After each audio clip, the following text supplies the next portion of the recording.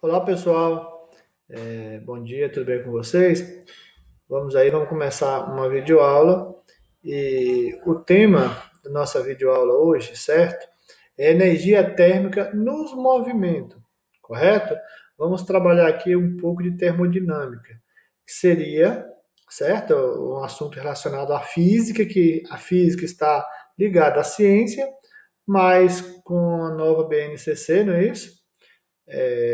Houve mudança na, nas escolas, correto? Ou seja, o modo de ensinar, o que ensinar. E vocês vão estar estudando um assunto que é mais proveitoso para vocês, do meu ponto de vista, do que antes. Então, para começar aqui, ó, vamos falar um pouquinho sobre Santos Dumont, o inventor do avião, não é isso? Para muitos, foi o primeiro homem a sobrevoar a bordo de um avião. E nós vamos lá. No dia 23 de outubro de 1906, na França, o inventor brasileiro Alberto Santos Dumont realizou o que é considerado por muitos o primeiro voo em um avião impulsionado por um motor a gasolina. Esse feito rendeu ao brasileiro o título de pai da aviação, né? Então, Santos Dumont é considerado o pai da aviação. Como que era esse avião? Observe aqui, ó. Olha o tamanho da envergadura das asas. Ou seja, 12 metros em linha reta, se a gente fosse medir. Ele tinha 4,8 metros de altura, certo? E tinha 10 metros de comprimento. Então, esse avião é conhecido como 14 bis. Aqui está a foto do brasileiro, isso. Esse voo, só lembrando vocês, ele aconteceu na França, no ano de 1906. Vocês podem acompanhar pela página do livro de vocês, que tem início na página 68, correto? Continuando aqui, nós temos mais fotos de Santos Dumont. E nós temos aqui, ó, que transformação de energia o motor 14 bis realizou? A gente já viu um pouco sobre transformações de energia, não é isso? Correto? O motor do avião 14 bis possuía funcionamento semelhante ao motor de um carro atual. Você sabe como funciona o motor de um carro? Caso não saiba, faça uma pesquisa sobre o assunto. O motor 14 bis, assim como o motor de carro, são máquinas térmicas. Observe a lista a seguir. Quais opções você associaria a uma máquina térmica? O que você considerou para chegar a essa conclusão? Vamos lá? Rádio, motor de avião, computador e trem a vapor. Os exemplos aqui. Leio com bastante atenção o livro de vocês. E nós temos aqui algumas informações, correto? Sobre o voo, o que aconteceu, não é isso? Ó. Vamos ler essa última informação aqui. Ó.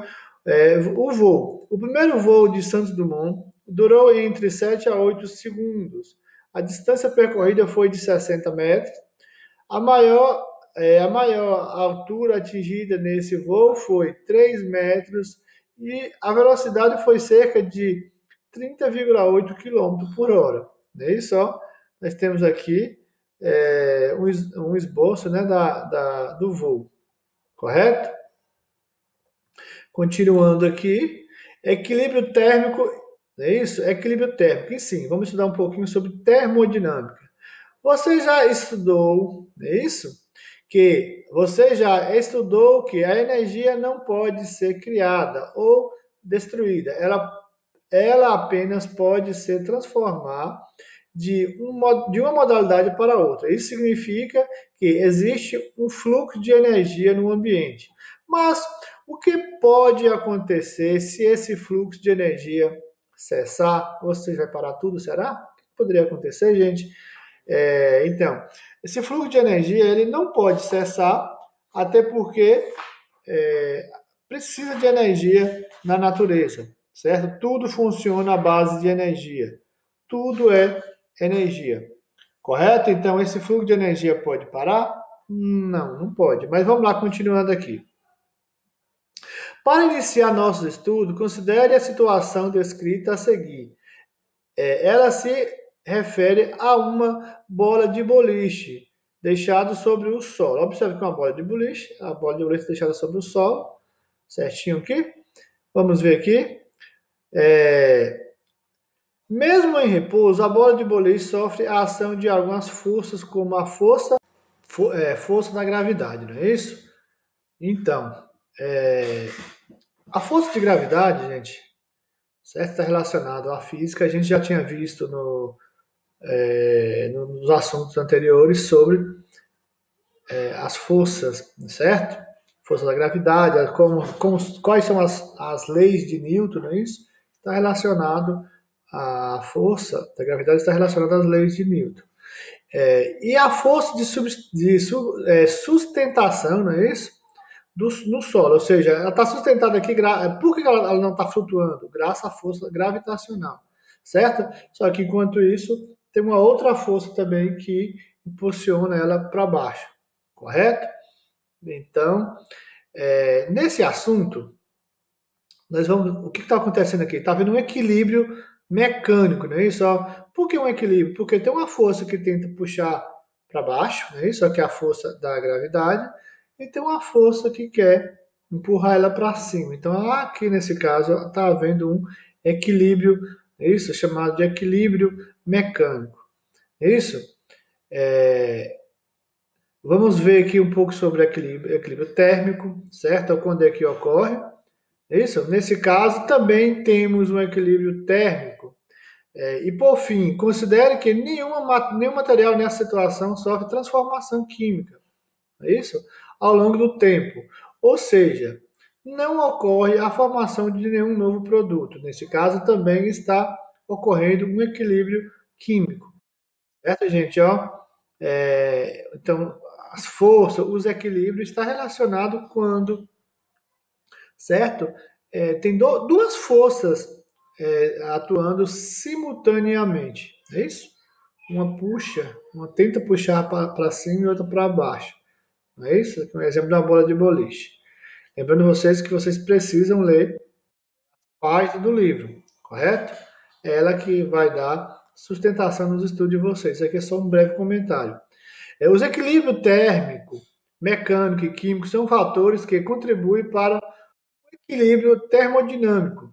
Como nós estamos estudando termodinâmica, certo? O conceito de equilíbrio está relacionado ao fato de um objeto ou sistema se manter constante, inalterado, sem fluxo de energia. Essa condição é rara na natureza, pois indica que em um sistema não é correto troca de calor, nem movimento, nem ocorre formação de um novo material. Observa aqui, quando fala em equilíbrio térmico, não houve mudança de temperatura, ou seja, a temperatura permaneceu equilibrada. Equilíbrio químico, não há formação de novos produtos, certo? Por quê? Permaneceu o mesmo produto, o mesmo sistema.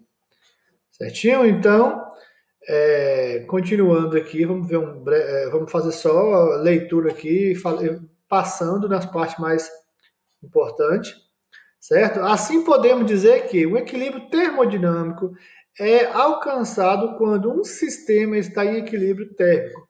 Temperatura, isso é chamado térmico, ou seja, temperatura mecânica. O mecânico está relacionado à força e químico está relacionado às transformações químicas. Lembrando vocês que as transformações podem ser química ou física. Quando a transformação é física, a matéria não tem certa alteração na matéria. Por quê? Física, digamos que a matéria permanece na mesma. A química, uma matéria, ela tem transformação, certo? Continuando aqui, vamos falar um pouco sobre pressão da água, ou seja, nesse caso aqui, esse recipiente contém água, esse rapaz está com uma luva, ou seja, ou pode uma luva de plástico, ou isso aqui pode ser mesmo uma sacola, certo? Um saco plástico. Quando ele enfia a mão dentro da água, observe que a pressão da água, ou seja, a pressão exercida pela água, vai fazer com que todo o oxigênio presente dentro desse plástico aqui, do gás oxigênio presente dentro dessa sacola, é expulsa e vai fazer com que a pressão achate a sacola e tende a ficar bem ligado na mão dessa pessoa. Ou seja, o que está acontecendo aqui é uma pressão, não é isso? Quem está exercendo a pressão é a água, correto? Daqui a pouco vamos ver outros exemplos de pressão. Um exemplo aqui é de um peixe, não é isso? Então, não é isso? Esse peixe aqui da espécie Raplophine mollis. Esse peixe aqui, gente, ó, ele vive abaixo, não é isso, do nível do mar, cerca de 2.000 metros de profundidade, certo? Uma região onde nenhum ser humano consegue respirar lá sem o auxílio de algum equipamento, correto? Até mesmo tem que ser um bom equipamento para conseguir respirar lá. A pressão exercida a 2.000 metros de profundidade é muito, muito grande. Só que os pulmões desse peixinho aqui, são poucos animais que conseguem sobreviver, né, nessa profundidade, é resistente a essa profundidade. Você acha que ele consegue sobreviver aqui fora? Então, se você disser que sim, a resposta está errada. Ele não consegue sobreviver, certo? Na superfície da água. Porque a pressão aqui é bem menor e os pulmões dele também não, ele não vai conseguir, correto? Então, alguns peixes são encontrados em zonas abissais, locais do oceano de grande profundidade. Nesses locais, a pressão exercida sobre o corpo desses animais é muito alta e eles apresentam adaptações que lhe permitem sobreviver em ambiente como esse. Quando esses animais são retirados desses ambientes, eles morrem, assim como aconteceria se um mergulhador viesse subitamente à superfície, certo? Após se encontrar em um mergulho de grande profundidade. Então, se você está mergulhando a uma profundidade grande, mesmo com o auxílio de alguns equipamentos, você tem que chegar bem devagar e aí passar o processo de adaptação. Nesse caso aqui, rapidinho o ser humano consegue adaptar, certo? Mas o peixinho, como ele é de águas chamado abissais, esses lugares de grande profundidade, ele não vai conseguir sobreviver. Lembrando vocês que nesse ambiente aqui não tem luz. Esse peixe aqui ele emite luz porque ele tem essa luminescência para que eles consigam, certo? Alimentar lá nessas grandes profundidades. Continuando aqui, pressão atmosférica. Não é isso? Vamos lá? Além de água, os gases também exercem pressões sobre o corpo. Veja exemplo de ar atmosférico. Gente, existe uma pressão que é exercida a nível do mar. É o exemplo aqui dessa pessoa, está a nível do mar, pressão aqui, certo? E a outra pessoa no topo de uma montanha aqui. A pressão, você acha que a pressão aqui é a mesma coisa? Ou seja, ó, a pressão exercida pelo ar no ambiente é chamada de pressão atmosférica. Certinho? Então, vamos lá. Você acha que é a mesma coisa? Vamos fazer esse exemplo. Quem tem uma seringa na casa aí, ó, sem a ponta, sem a agulha, pode fazer esse exemplo aí, ó. Vou tentar fazer aqui. Observe, o mesmo que a pessoa fez. Vou tampar essa saída aqui, que é a ponta, vou tentar puxar. Observe aqui, ó. Se eu solto, ele volta imediatamente, porque ó, a pressão exercida aqui é grande, ó. Se eu solto a outra ponta, o que acontece? Eu solto não acontece nada. Certo? Ó, vou tentar empurrar aqui agora. Ó. Tampei e vou tentar empurrar. Olha a pressão exercida. Ó. Eu não vou conseguir chegar ao topo lá. Ó. Posso tentar aqui, ó. Não vai. E se eu solto, ele volta imediatamente. Ó, de novo. Correto? Ó, de novo. Ó. Se eu solto aqui, o que acontece? A pressão faz com que essa parte do êmbolo, isso é chamado de êmbolo, certo? Ó, sai. Então, se eu não tampar nada, vai e vem normalmente. Então, não acontece nada. Voltando aqui ao assunto, nós temos duas ampolas aqui, a ampola A e a ampola B, não é isso? Maior volume de gás na seringa, pressão menor. Ou seja, maior volume de gás, a pressão será menor. Não é isso? Menor volume de gás na seringa, a pressão será maior. Se na seringa tiver pouco gás, a pressão será bem maior. Correto? Aqui, ó, esses exemplos dessa seringa que demonstram para você. Se você tiver uma seringa em casa e tentar ver essa pressão exercida aí, ó, se você deixar um pouquinho de gás nela, ó, e tentar empurrar, a situação muda, ó, muda, eu consigo chegar até o topo, ou perto do topo, ela volta, ó, sem nenhum sacrifício. Mas se eu tiro todo o ar dela e tento puxar, ó, a situação muda. Muda inversamente. Se eu soltar aqui, ó, barulho, porque ó, a pressão exercida, não tem ar nenhum. Se eu tiro o dedo, Então, continuando aqui, saindo da seringa, nós vamos agora para outros exemplos aqui. Nesses exemplos, o ar foi comprimido e a pressão no espaço por ele ocupado no interior da seringa aumenta. Correto? Estamos falando da seringa ainda, ó. É a capacidade que o ar possui de se comprimido, de ocupar um volume menor, é chamada de compressibilidade. Então, compressibilidade é a capacidade que o ar possui de comprimir, certo? E ocupar um volume, certo? Então, é chamado de compressibilidade. Mas, o que acontece se o êmbolo fosse solto? A gente fez o teste lá, né? Sua tendência é retornar ao ponto inicial. Claro, retornou ao ponto inicial. A propriedade que o ar possui de retornar ao seu volume inicial é chamada de elasticidade. Não é isso? Observe aqui, ó. Voltou. Se eu solto aqui, ó, soltei. Então isso aqui é chamado de elasticidade, correto? E a expansibilidade? O que é a expansibilidade? É a capacidade que o ar tem de expandir, correto? Isso ocorre muito em alguns gases, quando, por exemplo, se você tem uma bola e ela está um pouco murcha, e você deixa ela no sol por determinado tempo, você pode perceber que ela enche sozinha lá. O que aconteceu lá? O ar que tinha ali dentro, o ar expande. E quando esfria, a bola volta a murchar, murcha, volta para aquele volume normal.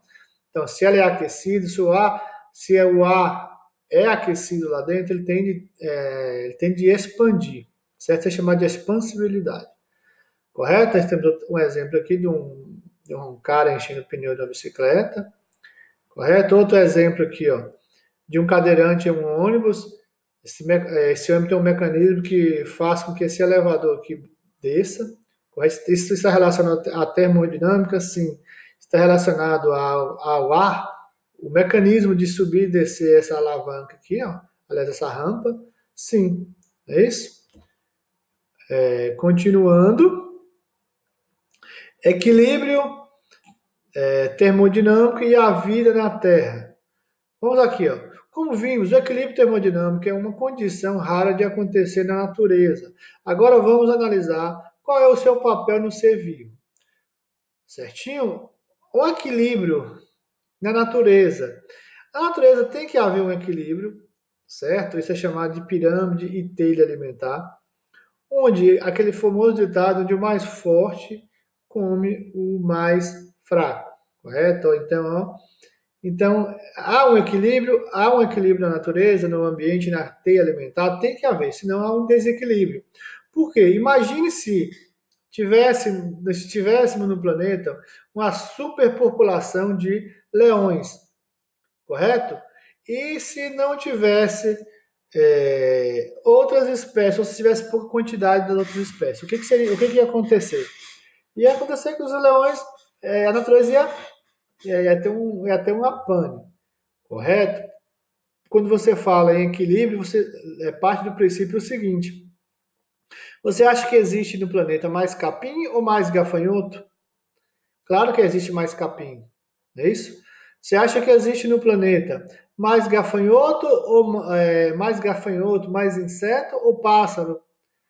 Claro que existe menos pássaro, certo? Porque os pássaros eles se alimentam dessas espécies.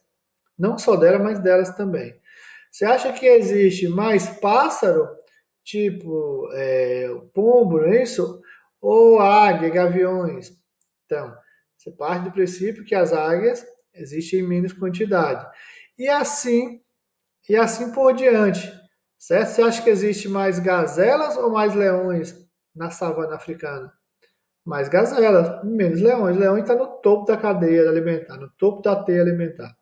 Então não pode haver uma inversão, tem que haver um equilíbrio. Para que haja esse equilíbrio, observa aqui tem um fluxo de energia, é isso, o sistema aberto, a massa, no ambiente, esse outro ambiente aqui, ó, sistema fechado e a massa. Então, exemplo do ser vivo. E aqui exemplo é a seringa vedada com ar em seu interior. Então, ó, sistema fechado, a seringa não é? O sistema aberto, que como é a natureza, não é só exemplo de ser vivo, claro, é um ciclo e o sistema, nesse caso aqui, no meio ambiente, é um sistema aberto. A seringa, lá o exemplo que a gente deu, é um sistema fechado, certo? Se você solte o ar da seringa, você vê o que acontece. Se você empurra, existe uma pressão exercendo sobre ela lá dentro. Nesse caso aqui, observa aqui, ó, o sistema fechado, o ar, ele quer sair. Se você libera o ar, a pressão, ela é diminuída. E se você continua com ele fechado, o ar ele bate nas paredes, ele tende a circular lá dentro. E aqui no sistema aberto, que é o fluxo de energia, por exemplo, da natureza, é o seguinte, ela entra, ela sai de maneira espontânea aqui, correto? Lembrando que vocês precisam ler o livro. Observa aqui, ó, esse exemplo aqui, ó, da plantinha. Então, o que acontece com a planta? Isso aqui é um consumidor, não é isso? Isso aqui é um produtor, não é isso? A planta, no caso, é um produtor. Nesse caso aqui, a paca, ela vai comer a planta. Ela seria um consumidor primário, porque ela alimenta de plantas, certo? E a planta é um produtor. Essa onça pintada, ela vai comer a paca ou vai comer a planta? Claro que ela vai comer a paca. Ela está no topo da cadeia alimentar também. Correto? Então, ó, você acha que existe mais consumidor primário ou consumidor secundário? Então, claro que o consumidor primário está em maior quantidade do que o consumidor primário. O primário está em maior quantidade do que o secundário, correto? Corrigindo aqui. Existe maior número de consumidor primário do que consumidor secundário. E assim segue o barco. Correto? Então, finalizando aqui, ó, o comentário aqui, nós temos exemplo aqui.